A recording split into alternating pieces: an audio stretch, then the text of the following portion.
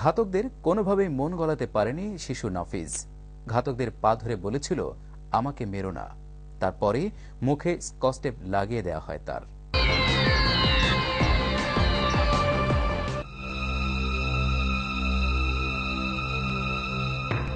নাফিজকে বাঁচাবার জন্য ঘরের টাকা রেডি করে রেখেছিলেন তার মা, কিন্তু ঘাতকরা সময় না দিয়ে অতি নির্মমভাবে নাফিজকে হত্যা করে।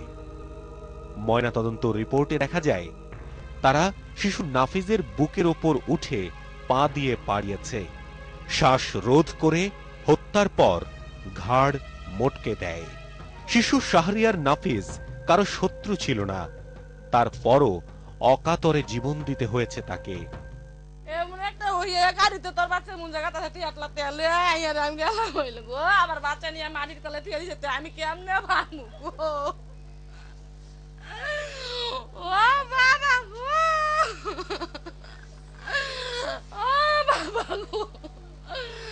নাফিজ নিখোঁজ হবার পর এলাকায় মাইকিং করা হয়। এ সময় পাশের আমবাগানে ঘাতকরা লুকিয়ে রেখেছিল নাফিজকে, কিন্তু সে বাঁচার জন্য চিৎকার করলে মুখে স্কচ টেপ আটকিয়ে তাকে হত্যা করা হয়। ঘাতকদের অন্যতম হচ্ছে শফিক। সে স্থানীয় ইউনিয়ন পরিষদের মেম্বার হানিফ মোল্লার ছেলে। আমরা হানিফ মোল্লার বাসায় গেলে তিনি ছেলের জড়িত থাকার বিষয়টি এড়িয়ে যাবার চেষ্টা করেন। ঘটনা কিভাবে হলো এখন বলেন তো? কিছু বলছি এই জানি না, এটা মেম্বারি করে আমাদের ঘটনা এটা কিভাবে হয়েছে, যারা করছে আর কিছু বলবো। তুমি কি এলাকার জনপ্রতিনিধি, জনপ্রতিনিধি হিসেবে আপনার একটা দায়িত্ব, তারপরে দ্বিতীয় দায়িত্ব হলো যে আপনার মানে স্বজনদের মধ্যে ঘটনা, হ্যাঁ, এবং আপনার নিজের ছেলে জড়িত এই ঘটনার সঙ্গে। হ্যাঁ কি করলেন এটা? জড়িত কি আমি বলতে পারবো না ভাই, এটা মিথ্যা কথা। আমি দেখি না, চোখে দেখি না, জানি না আমি কিভাবে জড়িত কথা বলছি।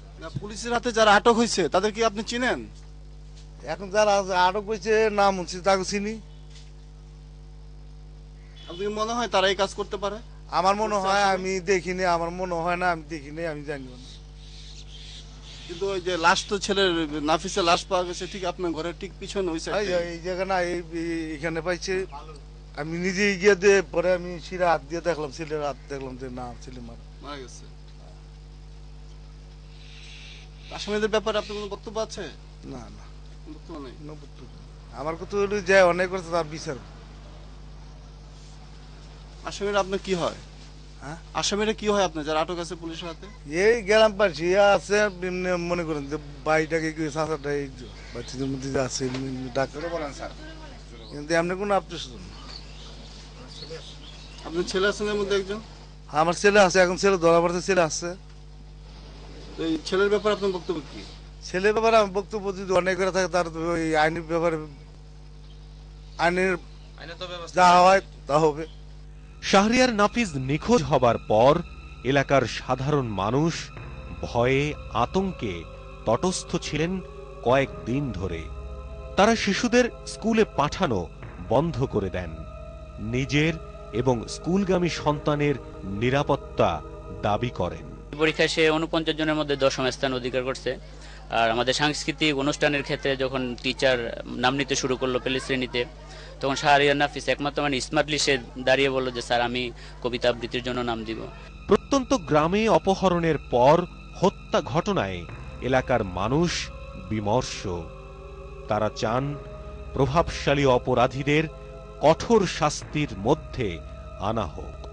মাগরিব নামাজ মসজিদে পড়ে আসলাম, আসার পরে দেখলাম শুনলাম যে নাফিস রে পায় না, নিখোঁজ। এরপরে দেখেন রাতের 8টা বেজে গেল, আর পাই না, রাত ভরে ভিজতেছে, আর পাই না। আদরের সন্তানকে হারাবার পর 18 বছর ধরে কুয়েতে থাকা আরব আলী এখন নির্বাক। ভয়াবহ সামাজিক অপরাধীদের বিচারই তিনি প্রত্যাশা করছেন। মালিকে বলল যে তুই এখন ওইখানে রইছত, তাড়াতাড়ি বাড়িতে যা, তোর ছেলের বাঁচা যাক, টাকা পয়সা যা লাগে আমি দিব, এবং টিকিট কইরা সহকারে আমার এয়ারপোর্টে বিমানের গেটে আইনা দিয়ে গেছে। আমি এয়ারপোর্ট থেকে সিএনজি করে আসছি। রাত 5টায় আমি বিমান থেকে নামছি, নামার পরে বাড়িতে বাড়িতে আধা ঘন্টা লাগছে। ভোরবেলা? হ্যাঁ, ভোরবেলা। তো আইসি সাড়ে 5টায়, 6টার সময় আমি বাড়িতে পড়ছি। আইসা দেখলাম যে রাস্তার পাশে আমার ছেলের লাশ ফেলায় রাখছে, সবাই দেখতেছে। আমি তো বড় আশা করে আইছি যে আমার ছেলে কি কোনোভাবে বাঁচানো যায়, যত পয়সা লাগুক বা যত কিছুই লাগুক, যা লাগুক, এই আশা নিয়েই তো আসছি আমি। তাই আইসা দেখলাম আমার ছেলের লাশ সামনে পড়া। তা আমরা তো 5 লাখ টাকা পুরো রেডি করে রাখছি যে কোন জায়গায় দিতে হইব বা কিভাবে দিতে হইব, হেরা জানাইলে আমরা লয়ে যাবো।